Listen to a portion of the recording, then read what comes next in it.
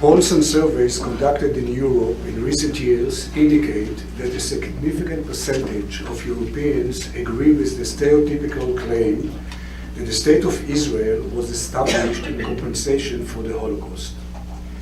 This claim has significant consequences on the discourse on the Israeli-Palestinian conflict, as well as on the legitimacy of Israel as a Jewish nation state and its standing in the international arena. The hidden message of this argument is clear.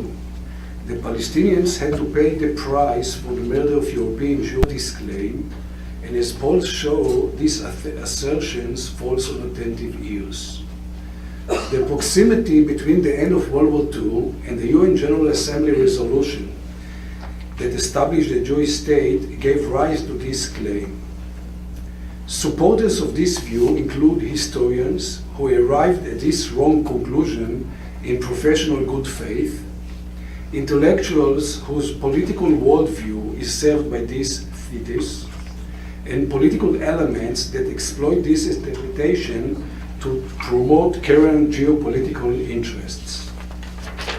The thesis I would like to present here argues that the Holocaust played a minor role, if any, in the decision-making process of the post-World War II big three powers, the United States, the Soviet Union, and Britain.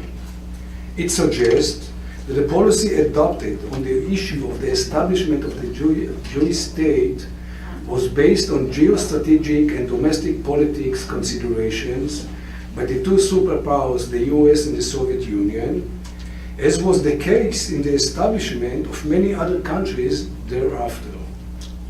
The UN General Assembly resolution on the partition of Palestine into a Jewish state and an Arab one was the result of an extraordinary convergence of American and Soviet interest in the midst of the Cold War. The two powers' support of the establishment of the Jewish state was motivated by different and totally opposing interests, whereas Britain, as we all know, elected to abstain. After discussing the historical events that led to the UN resolution, I will offer explanation for the current trend of connecting the establishment of the State of Israel and its conduct in recent years with the Holocaust, particularly in European discourse. The treatment by the three big powers of Holocaust survivors, whose post-war distress served as a constant reminder of the tragedy suffered by the Jewish people, served as a case study for analyzing the Holocaust role in shaping the three powers' policies regarding the Palestine question. My argument is that political and geostrategic considerations not only guided the two superpowers in supporting the establishment of the Jewish state, but also played a pivotal role in shaping the policy toward the survivors of the Holocaust in the aftermath of World War II. By the way, I forgot to tell you that the anti-Semite stole my glasses. So I hardly can see the text. Maybe it was anti-Israel, I can't tell, but anyway. So I apologize. I have to move. I'll begin with Britain, then the mandatory power ruling Palestine. British policy toward Holocaust survivors, both in displaced persons, DPs camps in Germany and Austria, and in Eastern and Central European countries, was molded to fit Britain's interest in the Middle East, as the British government was apprehensive of a Soviet attempt to gain a foothold in the region. The British government was convinced that cooperation with the Arab countries was critical for maintaining Britain's status in the Middle East, and that from the Arab perspective, Jewish immigration was the core issue of the Palestine problem.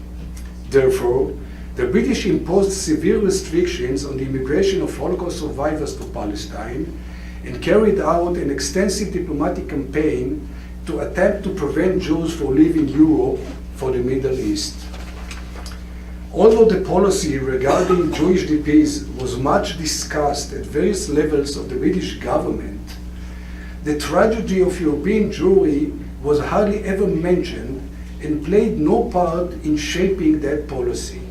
Accordingly, British authorities in Germany and Austria insisted on assigning the Jewish survivors to DP camps according to their countries of origin in an effort to deny the existence of a common denominator binding all Jewish DPs together, irrespective of their countries of origin.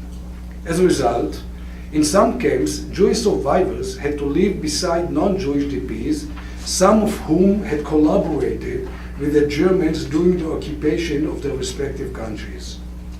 Similar considerations led the British to refuse to admit Jews who, after the war, left the Eastern European countries for British occupation zones in Germany and Austria.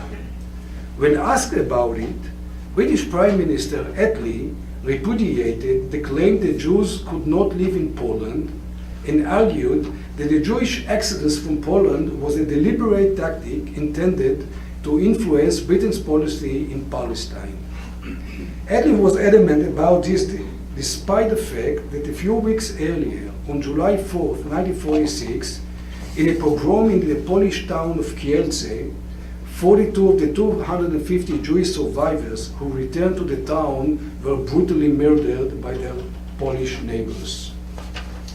One should note that the Nuremberg trial, which exposed the full scope and horror of the murder of European Jewry, was being conducted in Germany at this very time, with the British playing key roles in setting up and conducting the trial.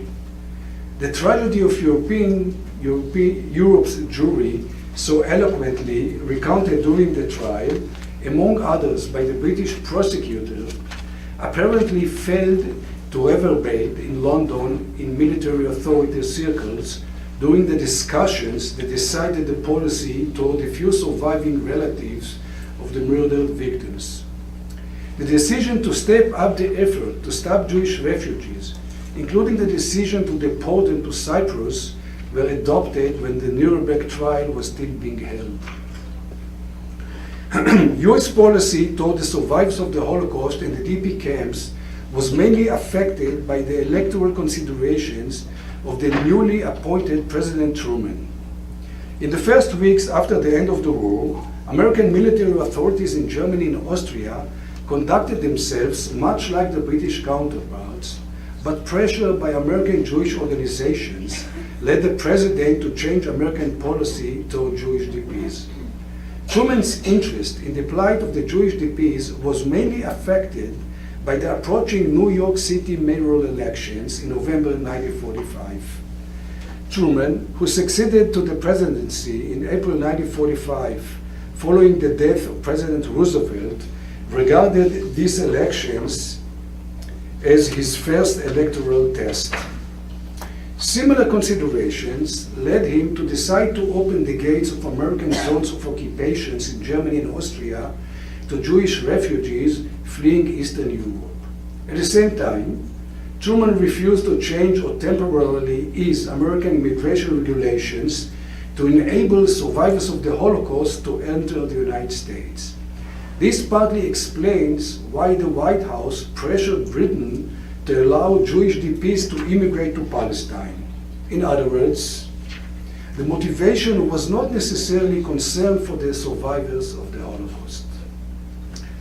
The mass exodus between 1945 and 1947 by land and sea of some 280,000 Jews from Soviet satellite states, including Poland, Romania, Bulgaria, Hungary, Czechoslovakia, and Yugoslavia, to the camps in Germany and Austria and to Palestine, was conducted in most cases with the knowledge and tacit consent of both local authorities and Moscow. It was not a Soviet initiative. The Soviets merely took advantage of the Jews, an overwhelming number of them survivors of the Holocaust, who, living in their satellite states, sought to live. In allowing this Jewish exodus, the Soviets were motivated by geostrategic and political considerations. They strove to undermine Britain's position in the Middle East, drive it out of Palestine, and gain a foothold in the region. The hundreds of thousands of Jews living in and seeking to flee Soviet satellite states enabled Moscow, which at the time had no hold in the Middle East, to exacerbate Britain's difficulties in Palestine. The Soviets realized that the arrival of these Jews in Palestine worsened Britain's already difficult relations with both the Jewish community and the Arabs, and at the same time also disrupted London's relationship with Washington in the midst of the Cold War. It should be noted that the permission granted to Eastern European Jews to leave their homelands was in direct contradiction to the resolute post-war Soviet policy, which demanded the repatriation of all Soviet citizens to the USSR. By allowing the Jewish citizens living in countries under influence to leave, the Soviets were willing to pay a propaganda price in order to promote their geopolitical goals in the Middle East. This policy allowed the Soviets to play a double game, on the one hand, publicly supporting the Arab position, and on the other, covertly assisting the Zionist struggle. When conditions in the diplomatic arena were ripe in the spring of 1947, the Soviets decided to publicly support the establishment of a Jewish state. The decision to openly support Palestine's partition into two states was a central component in Soviet strategy aimed at driving the British out of the country. The fact that most of the Soviet Jews settling in Palestine were survivors of the Holocaust played no part whatsoever in this willingness to allow them to live. A few words in conclusion. Political and geopolitical considerations, rather than the human moral ones, played a decisive role in the international politics of the post-war period. The Holocaust played no part in all in the consideration of governments on other sides of the Iron Curtain. President Truman's interest in the plight of Holocaust survivors living in DP camps was to a large extent the result of successful efforts on behalf of Jewish organizations in the US to turn the problem of Jewish DPs into an electoral issue in the American political arena. Despite his genuine wish to help solve this problem, the president avoided publicly supporting the establishment of a Jewish state. From the White House point of view, Palestine remained the most convenient solution for the DP problem, especially as the president recognized the strong opposition in Congress and among the American people alike to any change in US immigration policy. By offering this interpretation, I'm not claiming that American politicians, the president included, felt no compassion or concern for the Jewish survivors. Yet, these sentiments, if prevalent, did not motivate the White House and Congress to take any steps toward relieving the survivors' plight through the absorption of more generous immigration policies and procedures. From the spring of 1946 onwards, extensive efforts by 9 Zionist American Jewish organizations to ease American immigration regulations and to allow European DPs to immigrate to America failed to a large extent because the public, the press, and most members of Congress and Senate assumed, quite wrongly, that the incoming DPs would be mostly Jews. The president, well aware of the prevailing mood in the country, refrained from publicly supporting any changes in immigration policy. 3 years after the end of the war, on June 25, 1948, the bill allowing 200,000 DPs to enter the United States over the course of 2 years was finally approved. By this time, most of the Jewish DPs had already been transferred to Israel. Moreover, even if the bill had been approved earlier, it would not have solved the Jewish DP problem, since the strict quotas set by the bill meant that over 90% of the Jewish DPs would be refused entry into the US. It is ironic that in actuality the bill gave preference to collaborators and traitors, mainly from the Baltic states, over Holocaust survivors. President Truman himself admitted that the bill was discriminatory. Britain too remained close to Jewish peace, despite the fact that between 1946 and 1948 it absorbed approximately 300 non-Jewish immigrants. The catastrophe that befell the Jewish people in the Holocaust was rarely, if ever, referred to by the British government officials and the local media, who ignored the fact that the larger part of the horrors perpetrated by the Nazis specifically targeted Jews. This conduct was especially obvious when the British press failed to mention that most of the prisoners liberated by British troops in Bergen-Belsen camp were Jews. The fact that the Soviet bloc countries allowed Jews to live helped the struggle against attempts by the Soviet Union to drive Britain out of the Middle East. The fight against the so-called illegal Jewish immigration was presented by the British as part of the Cold War.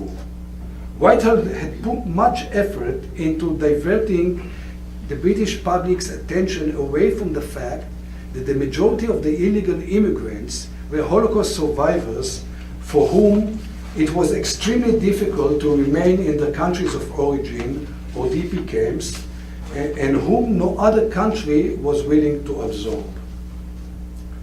The Soviet authorities, taking every opportunity to emphasize German horrors against Soviet citizens, omitted to mention in most cases that a significant portion of the victims were Jews.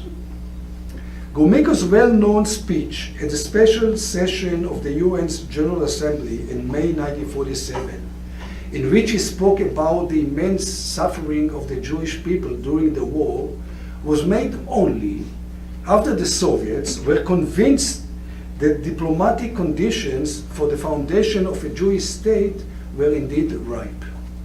The decision to openly support Palestine's partition into two states was a central component in Soviet strategy aimed at driving the British out of the country.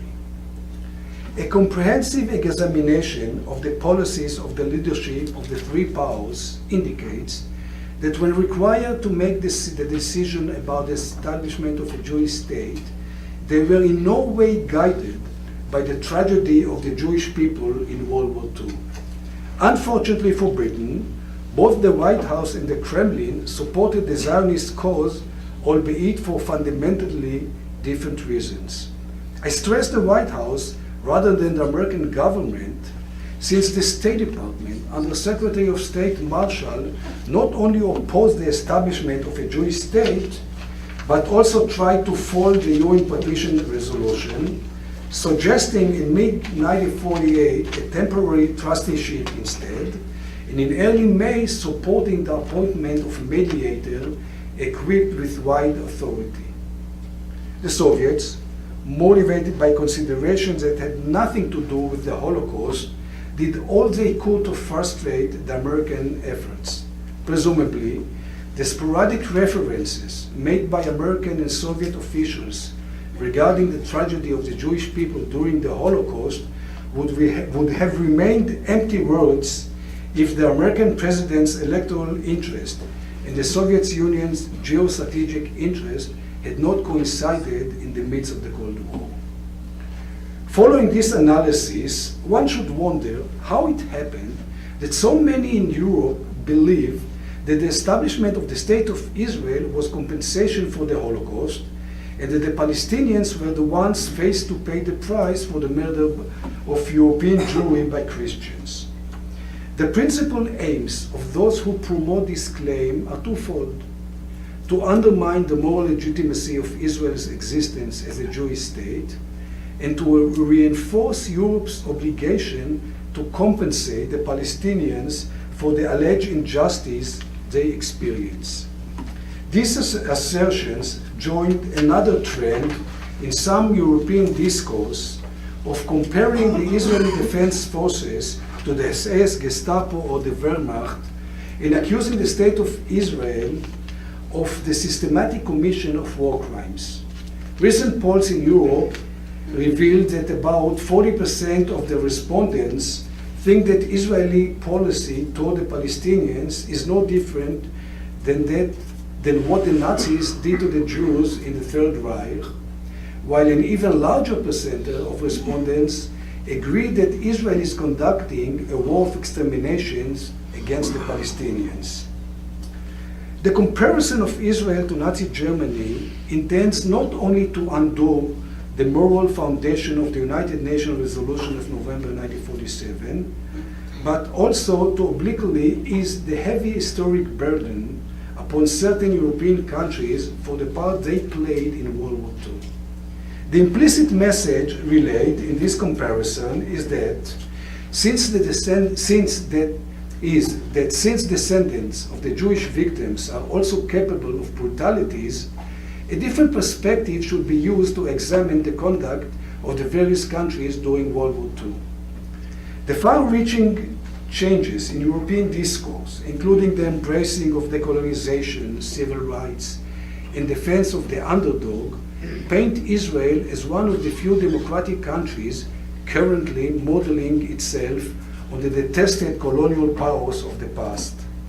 This criticism goes hand in hand with the allegation, which is increasingly popular in certain circles, that Israel was founded as an extension of Western colonial imperialism. Given this discourse, Israel may lose its legitimacy as the conflict with the Palestinians continues.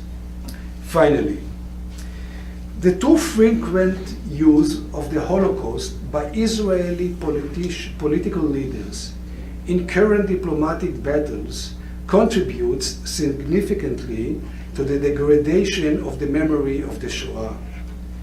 That a large percentage of Europeans agrees with the stereotypical claim that Jews tried to use the Holocaust for their own benefit should not